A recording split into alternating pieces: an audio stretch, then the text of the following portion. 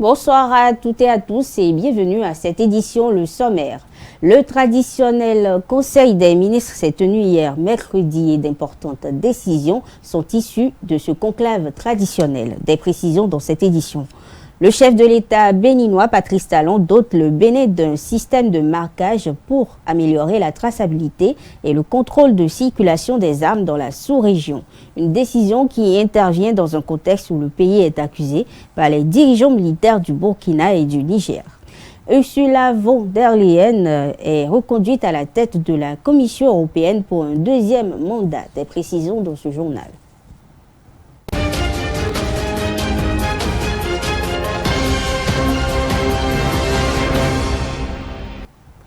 Bienvenue, mesdames, messieurs. L'ancien président du Bénin, Boni Yayi, a rendu ce jeudi 18 juillet 2024 visite à l'ancien président du parti de la mouvance, l'Union progressiste Le Renouveau, Bruno Amoussou, à son domicile à Cotonou.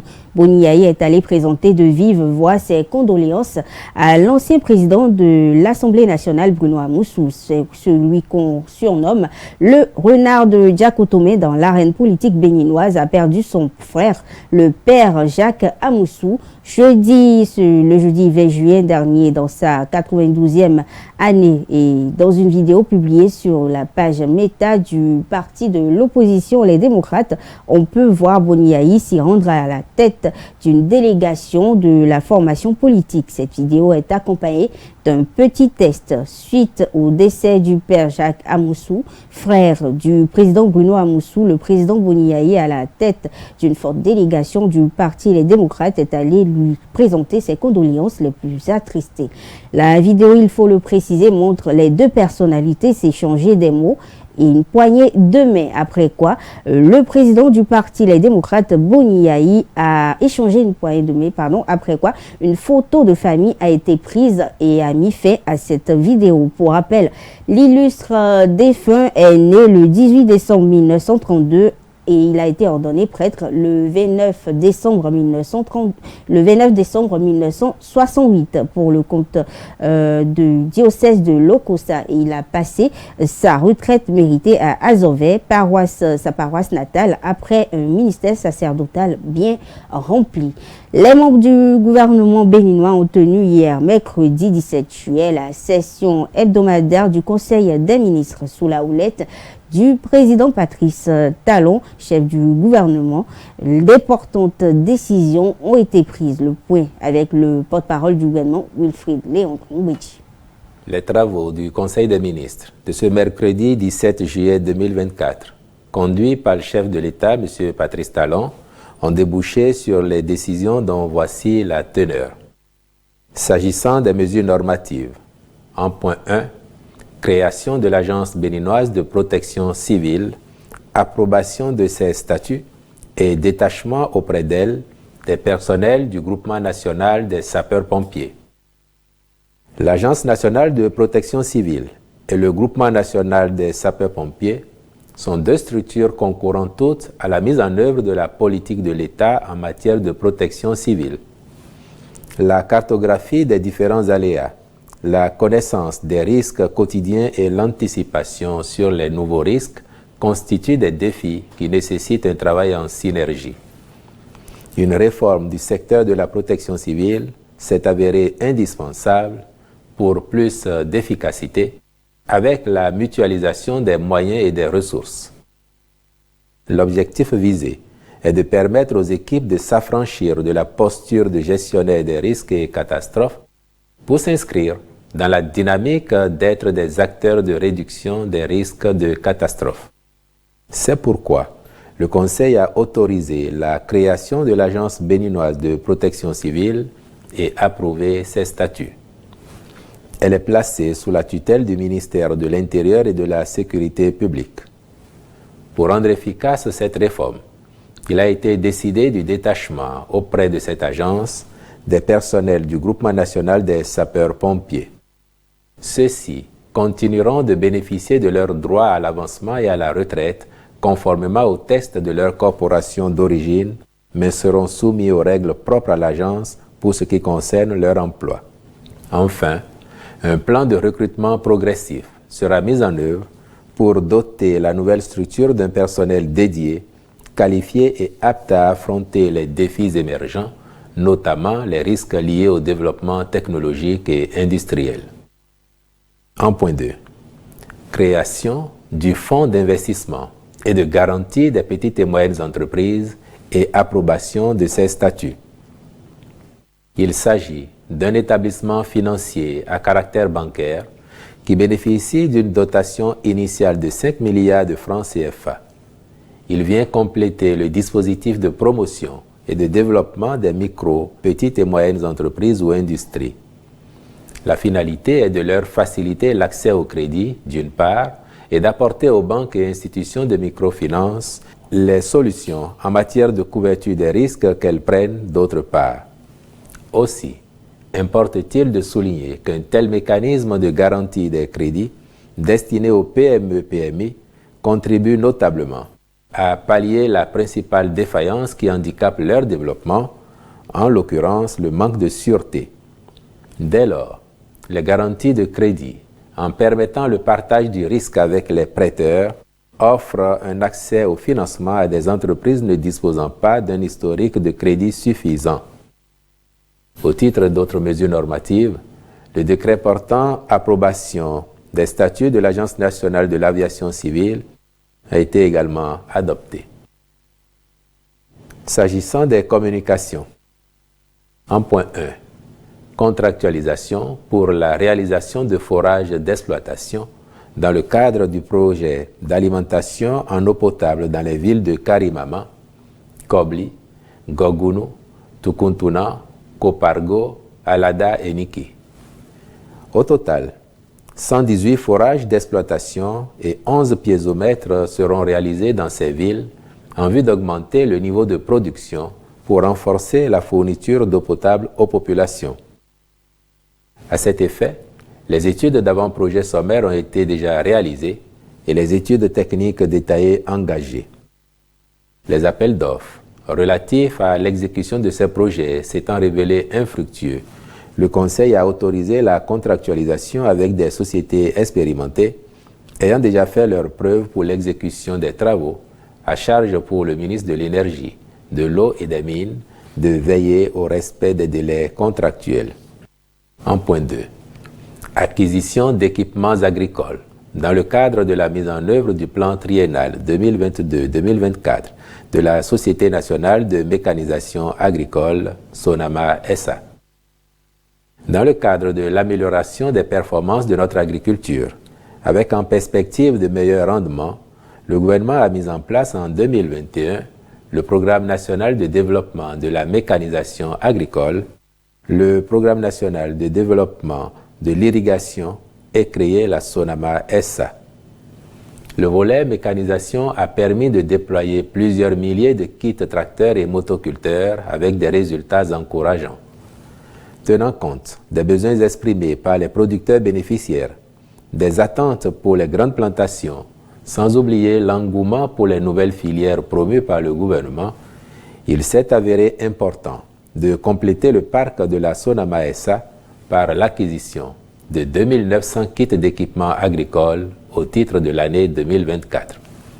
Il s'agit notamment de tracteurs et motoculteurs, de remorques, semoirs conventionnels, outils de préparation du sol et d'installation de culture, de semoirs semi-directs.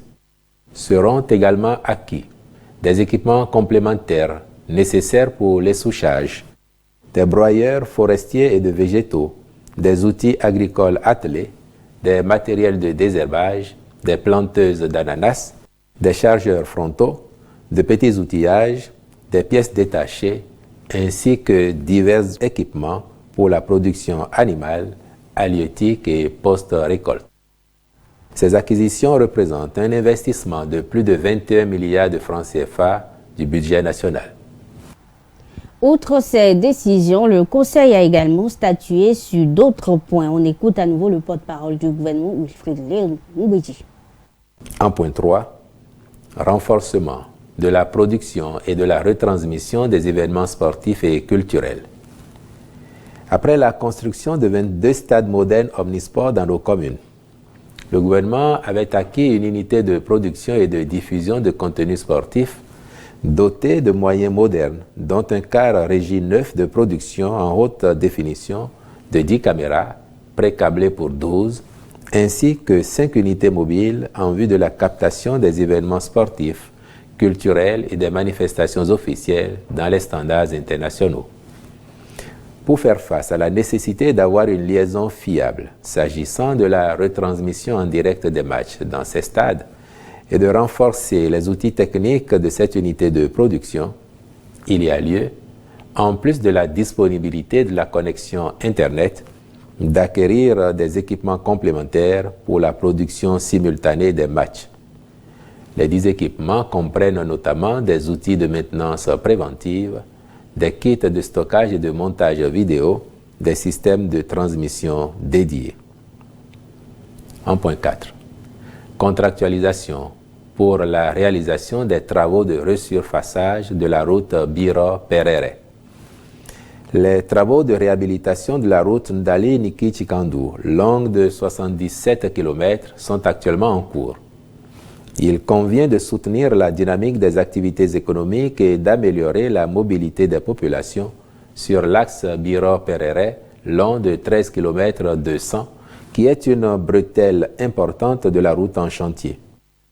C'est à cette fin que le Conseil a marqué son accord pour qu'il y soit procédé aux corrections nécessaires sur ce tronçon afin de capitaliser les investissements consentis pour éviter la détérioration totale du corps de chaussée qui présente déjà de sérieuses dégradations. À cet effet, l'entreprise en charge de la réhabilitation de la route Ndali-Niki-Chikandu a été retenue dans un souci d'optimisation et de gain de temps, les travaux devant être achevés dans un délai de 8 mois. 1.5. Élaboration d'un modèle de contrat type d'exploitation d'or. Les activités de recherche menées par diverses sociétés ont révélé un potentiel en or susceptible de faire l'objet d'exploitation au point de susciter l'intérêt pour cette ressource minière des opérateurs qui y ont travaillé dans les départements de l'Atakora, notamment à Perma, de la Donga à Tansa et de l'Alibori à Yankpa, dans le but de permettre à notre pays de disposer d'un cadre harmonisé et transparent qui favorise la préservation des intérêts de l'État. Le gouvernement a décidé de recourir à un modèle de contrat type d'exploitation d'or. Le Conseil a donc autorisé la contractualisation avec un cabinet expérimenté pour l'élaboration de ce référentiel qui servira de cadre juridique du partenariat entre l'État et les sociétés minières. 1.6. Mission de maîtrise d'œuvre complète dans le cadre du projet de construction de centres intégrés économiques, social et numériques. Pour rappel, la mise en œuvre du programme de filet de protection sociale productif a pour objectif de réhabiliter les infrastructures existantes en vue de les conformer aux normes dans leur mission de délivrance des services et prestations sociales. Il intègre la construction de nouvelles infrastructures afin d'accroître leur nombre pour faciliter l'accès des populations aux services sociaux de base. Le programme envisage également la modernisation de l'environnement de prise en charge des vulnérabilités par la transformation des centres de promotion sociale en guichets uniques de protection sociale. Enfin, il vise, de par son contenu, à soutenir la capacité de production et d'autonomisation des ménages pauvres extrêmes, de même que ceux victimes de chocs divers, aux fins de leur relèvement économique à travers l'appui et l'accompagnement financier progressif pour le développement d'activités génératrices de revenus. Une analyse plus englobante permet d'envisager la mutualisation des services sociaux et les services postaux, créant ainsi les centres intégrés économiques, sociaux et numériques. Ces centres offriront, dans un même environnement, des services et des prestations aux populations, tout en développant un microcosme convivial pour combler certains besoins non satisfaits. Cette première phase prend en compte la construction de 35 centres composés de guichets uniques de protection sociale et des agences de la Poste du Bénin dans 26 communes réparties dans les 12 départements. Le Conseil a marqué son accord en vue de la contractualisation avec un cabinet chargé d'en assurer la maîtrise d'œuvre complète. Au chapitre des rencontres et manifestations internationales, enfin, il a été autorisé l'organisation à Cotonou du premier congrès de la Société africaine des infirmiers et techniciens anesthésistes et du 4e congrès de l'Association des infirmiers et sages-femmes anesthésistes réanimateurs du Bénin du 18 au 20 juillet 2024. Du 5e Forum international de la démocratie participative en Afrique, de l'Observatoire international de la démocratie participative du 8 au 10 août 2024, ainsi que la participation du Bénin à la 46e session des comités consultatifs interafricains en juillet 2024 à Libreville, au Gabon, et au 22e concours d'agrégation de médecine humaine, pharmacie, odontostomatologie, médecine vétérinaire et productions animales du CAMES en novembre 2024 à Conakry, en Guinée. Aux célébrations marquant les 25 ans de coopération militaire bénino-belge en Belgique et au Bénin du 17 au 3 août 2024. Les dirigeants militaires du Burkina, du Mali et du Niger ont acté samedi 6 juillet la création de la Confédération des États du Sahel. À l'issue de ce sommet, le chef de l'État malien, Assimi Goïta, est désigné président en exercice de la nouvelle organisation pour un mandat d'1 an. Selon l'analyste géopolitique Morgan Metodi Asogba, c'est un choix justifié et raisonnable. On l'écoute au micro de Nasserine Fatoubi, Francis Farimi. L'AES Assimi Goïta, il est clair et net que si on parle d'expérience professionnelle en matière de leadership, Assimi Goïta est à la tête du Mali depuis assez longtemps, du moins depuis plus longtemps que les deux autres, à savoir Ibrahim Traoré et Tiani. Donc il a certainement plus d'expérience. Si on parle de la capacité à se retrouver dans une dynamique de transition et à faire face aux difficultés économiques, stratégiques et géostratégiques, effectivement, il a plus d'expérience. Je pense que c'est un choix assez raisonnable que de penser à Assimi Goïta. Maintenant, est-ce qu'un choix raisonnable est forcément le choix de la communauté? C'est difficile à dire, surtout qu'on sait qu'il ne s'agit pas forcément d'acteurs politiques.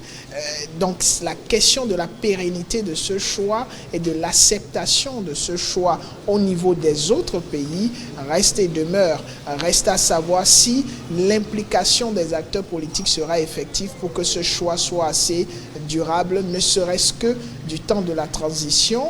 Et il ne faut pas oublier que qui dit leader de la confédération, si on doit parler de confédération en toute entièreté, signifie prendre des décisions à la fois pour les questions de sécurité et même pour des questions de gestion au quotidien de la vie politique dans ces États. Cela serait exclu si d'aventure les tests instituant cette confédération venaient à quadriller la chose de façon à ce que l'aspect symbolique prenne le dessus sur l'aspect effectif.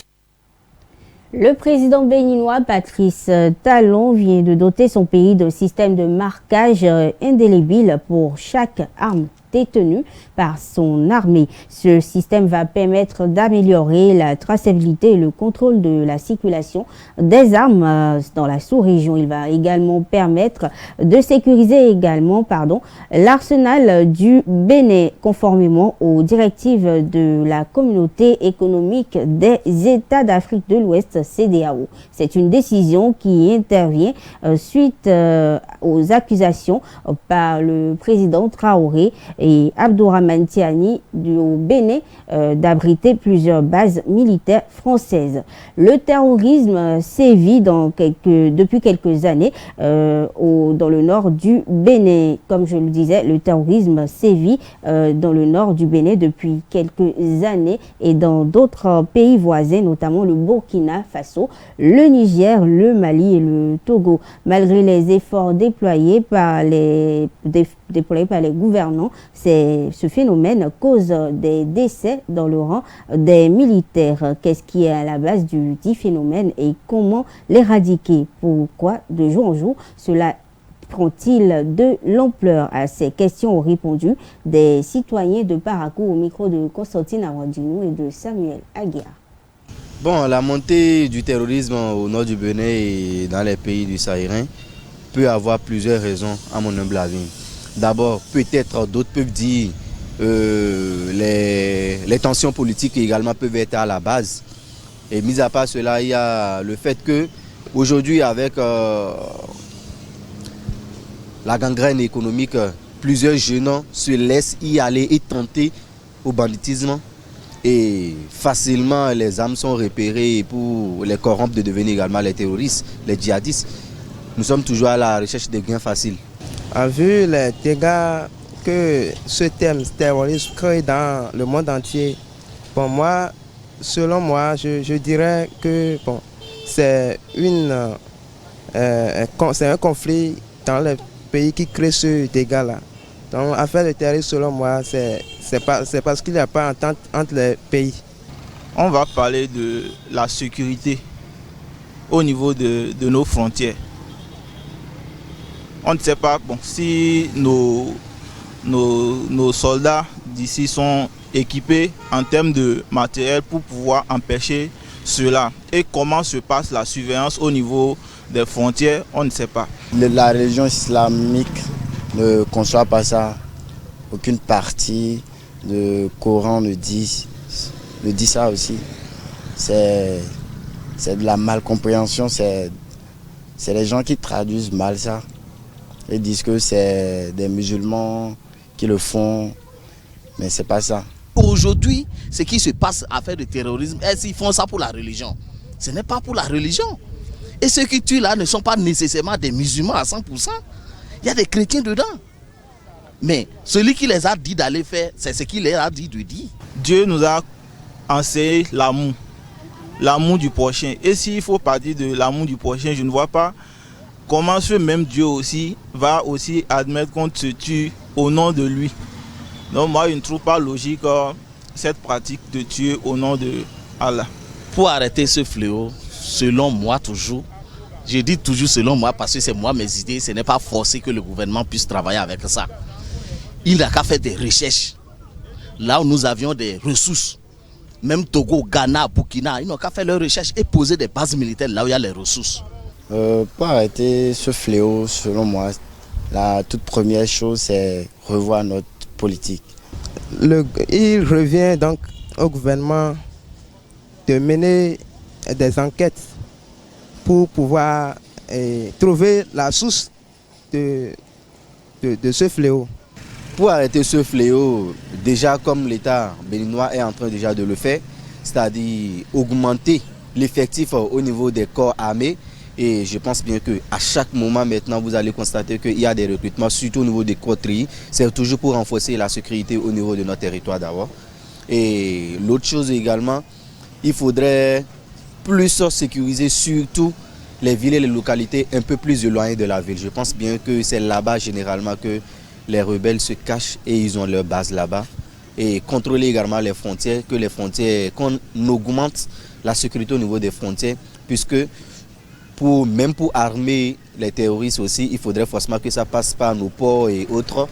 Donc, renforcer la sécurité, je pense que c'est la meilleure solution. La 25e réunion statutaire annuelle des présidents des cours de compte des États membres des conseillers et conseillers à la Cour des comptes de l'UEMOA se tient à Cotonou du 17 au 19 juillet. 4 principaux résultats sont attendus au menu: l'examen et adoption du statut type des magistrats financiers des cours des comptes de l'espace UEMOA ainsi que l'évaluation des comptes des différents pays. À l'ouverture des travaux, il faut rappeler que Ismat Biochane Mamadou, présidente de la Cour des comptes du Bénin, a remercié ses pairs pour le choix porté sur son pays pour abriter ses assises dont les sujets inscrits à l'ordre du jour permettront de consolider célébrer les acquis de l'institution. Et pour le ministre de la Justice et de la Législation présent à cette ouverture, cette occasion est heureuse pour féliciter l'UEMOA pour cet effort d'intégration et cette capacité de résilience qui porte l'espoir de marché intégré. Yvon Detchenou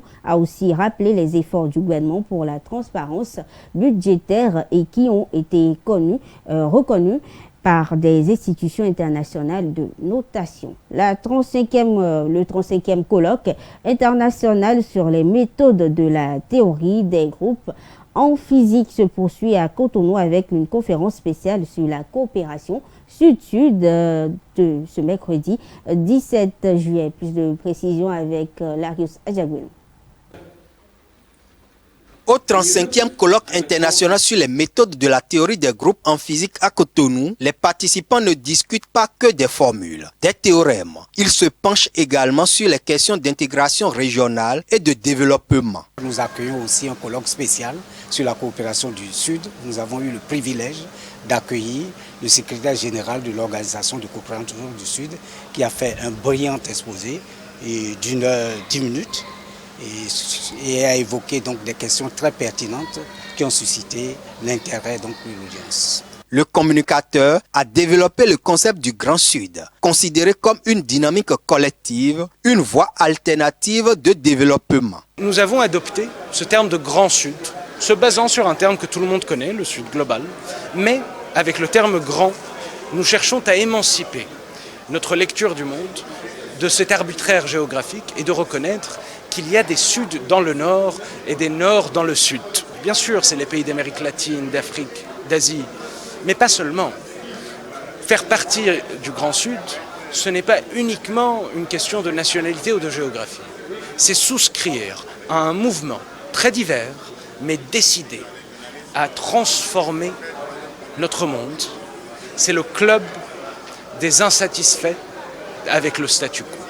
Hormis ce colloque spécial sur la coopération Sud-Sud, les meilleurs chercheurs ont été distingués lors du 3e jour des travaux.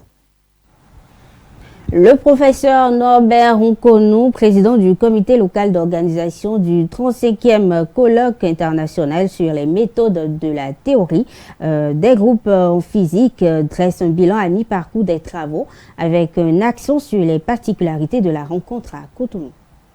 Et on est allé très loin parce que vous savez aujourd'hui, ce qui est à l'ordre du jour, c'est l'intelligence artificielle. Ici, nous avons parlé de la théorie quantique qui est en fait l'une des théories qui va révolutionner davantage l'intelligence artificielle avec la naissance donc, des ordinateurs quantiques. Et ici, nous avons énormément développé ces concepts. On a su à peu près où est-ce qu'on en est au niveau donc, de la théorie quantique. Continuons avec d'autres sujets contemporains en mathématiques et en physique. Et le vendredi prochain, ce sera la fin. Nous allons célébrer, en fait, finir avec la célébration donc, de cette fête des mathématiques et de la physique.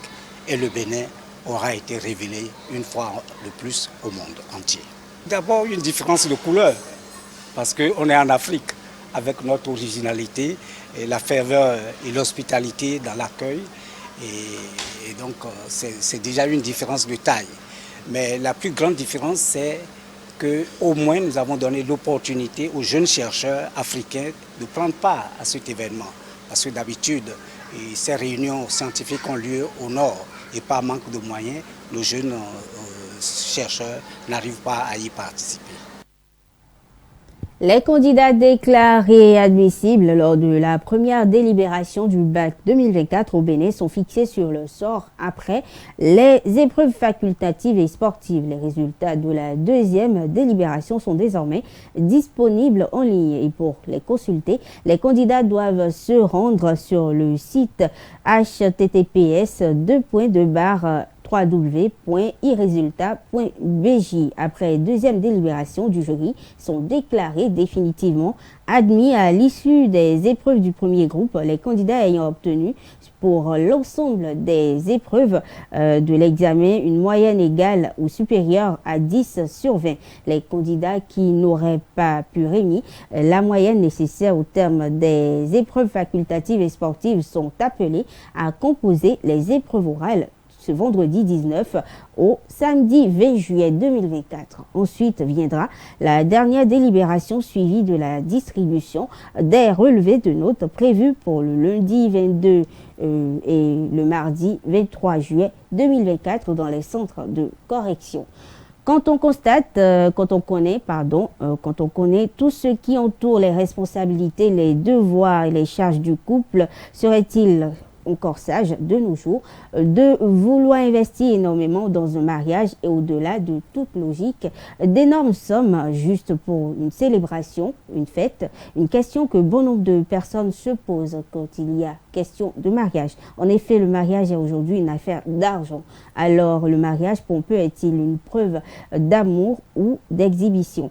Sur cette question, quelques citoyens ont répondu au micro de Francis Fahmy et Nasserine Fatoumbi. D'abord, on va au mariage à cause de quoi? D'une preuve d'amour. Si on ne s'aime pas, on ne va pas se marier. On se marie parce qu'il y a d'abord preuve d'amour. C'est le matu-vu. Un mariage, ça n'a pas besoin de bruit. Il suffit que les deux là, vous vous aimez, c'est tout. Pour faire le mariage, il faut au moins certaines organisations, il faut au moins corroborer un peu la fête. Vous voyez, non? Donc cela amène un peu de dépenses. Et il faut inviter, il faut faire des cas d'invitation, inviter les amis. Si on va prendre pas une pour ça là, c'est comment dirais-je, c'est une exagération. Ça dépend. Quand je prends du côté musulman, vous comprenez un peu, quand on va à ces gens de mariage, on voit un peu comment ça se passe. Hein? Donc de l'autre côté aussi, on voit un peu. Mais chez les musulmans là, vous allez voir que l'ambiance là c'est autre chose. Bon, ça dépend. Selon tes moyens. Si vous avez des moyens, bon, c'est de la réjouissance. Le mariage pompeux, ça a des couacs. On en a vu à plusieurs reprises ici à Cotonou. Des mariages qui ont duré 3 mois, des mariages qui ont duré 1 an, dont les gens ont utilisé même des carrosses, des vieux carrosses, hein, pour faire mariage. Donc pour nous, on a cru que bon, c'est toujours la preuve d'amour qui amène les gens à faire tout ça là. Si nous invitons des gens là, c'est pour se faire glorieux, se faire montrer, pour faire, en tout cas à la face du monde que oui, moi-même j'ai organisé un événement et réussi ou pas quand même. Chacun a sa manière de célébrer son mariage. Preuve d'amour ou pas, c'est les deux personnes seules qui peuvent nous dire de quoi il s'agit vraiment. On ne passe pas de l'argent pour faire un mariage. C'est anormal. Autre sujet de société, les enfants dont les parents se séparent connaissent souvent des difficultés, ceux dès l'année de la séparation de leurs parents. Des citoyens rencontrés à Cotonou se sont prononcés sur quelques conséquences de séparation des parents sur l'avenir des enfants. Ils sont au micro de Quentin Amsou, Nasserine Fatoumbi et Mario Rurani. Madame, monsieur séparés, souvent la plupart du temps, c'est les discordes de malcompréhension, en matière d'amour, surtout en matière de ressources financières et en matière des charges de la famille. Souvent, surtout, on a constaté que quand l'homme manque de ressources financières dans le foyer, ça devient un problème. Dans certains couples, les gens ne se communiquent pas. On ne se communique pas. Et puis, à demain, dans le silence, les enfants qui s'ajoutent, le comportement des enfants qui s'ajoutent. Et ça déstabilise les foyers. Donc, c'est la malcompréhension le plus souvent. Manque de communication dans le foyer. Et si, bon, pour des cas, lorsque l'enfant ne peut pas grandir, il a cette telle maman qui prend position. Et puis tout ça, et l'autorité du papa est bafouée. Les conséquences sont nombreuses. Parce qu'il faut la femme pour éduquer les enfants. Les hommes n'ont pas de temps. Hein, pour éduquer, pour en tout cas les problèmes conjugaux là, du foyer là, les hommes n'ont pas de temps. Il faut regarder, les hommes n'ont pas de temps. Ce sont les mamans qui aident nos enfants à s'en sortir. Si les parents ne sont pas unis, je pense que ça affecte beaucoup les enfants. Et ça revient maintenant au père et au papa de se prendre au sérieux. Ah oui, parce qu'il y a d'autres là qui deviennent délinquants. Petit à petit là, ils deviennent délinquants. Il y a d'autres là, psychologiquement, ils sont abattus parce que ils aiment leur maman et ils ne remarquent plus la présence de sa mère à côté de lui. Ça le bloque, ça bloque son avenir. À l'école même, s'il est crié, il se soucie de sa maman là, c'est fini. On prie beaucoup aux couples, surtout aux jeunes couples. Surtout aux jeunes couples qui se mettent ensemble et en un temps record, il y a la cassure d'être sérieux entre eux-mêmes. Hein? Entre eux-mêmes, avant de se coller. Et quand vous êtes ensemble, il faut savoir faire des concessions.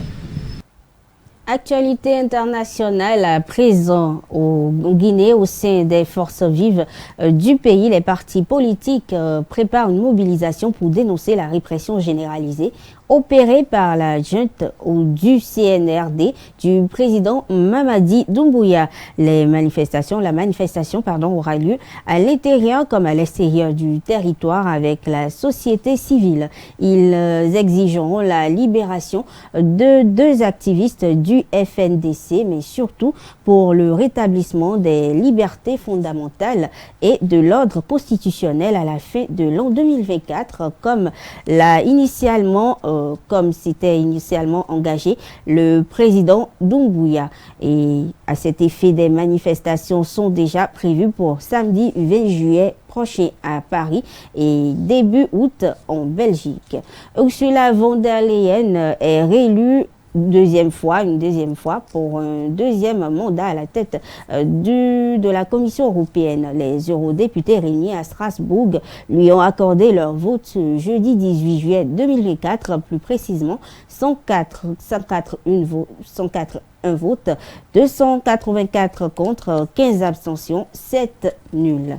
Parlons sport à présent. Les 15e championnats nationaux de tir à l'arc ont démarré ce jeudi à Godomé dans la commune d'Abomey-Calavi. Les arqueurs venus de presque tous les départements vont à la conquête du Graal dans les catégories minimes, cadets, juniors et seniors. Le reportage est signé cette année Larius Adjamil. Sous les pylônes à Godomé, une centaine d'archers se concentrent, s'appliquent et tirent des flèches sur le championnat national 2024, minime, cadet, junior et senior. À cette 15e édition, de nouveaux clubs apparaissent dans le giron du tir à l'arc béninois. La particularité cette année, c'est que nous avons le plateau qui est représenté et le Borgou qui est représenté par 2 clubs. Donc, je demande à ce que la base se mette au travail pour élever le niveau de la pratique pour que nous puissions recruter les meilleurs en équipe nationale pour que le Bénin puisse se révéler réellement. Notre gouvernement a ouvert la voie pour qu'on aille en championnat du monde. Pour cela, il faut des champions talentueux et compétitifs au thème de la compétition. Le ministère des Sports l'espère. Aujourd'hui encore, les archers venus de tous les départements du Bénin s'affronteront pour faire découvrir leur savoir-faire, encadré ou opérationnalisé par les coachs. Puis ce championnat favoriser la découverte de nouveaux talents et l'amélioration des performances athlétiques dans un esprit de convivialité et de fair play. Les épreuves du 15e championnat national du tir à l'arc s'étalent sur 3 jours. Ce matin, nous avons commencé par les arcs en bambou traditionnels et les arcs classiques de 30 mètres. On aura les duels aujourd'hui et les finales vont se réserver pour le samedi. Demain, nous allons faire les arcs standards et les arcs classiques de grande compétition, c'est-à-dire les arcs qui iront à 70 mètres. Les standards vont tirer 20 mètres Et voilà, et le samedi toujours, on aura les autres finales. Comme à l'accoutumée, la Fédération béninoise de tir à l'arc a organisé une formation de recyclage à l'endroit des juges arbitres le mercredi 17 juillet, veille du démarrage du championnat 2024. Mesdames, Messieurs, c'est la fin de cette édition. Merci de l'attention. Bonne soirée à toutes et à tous.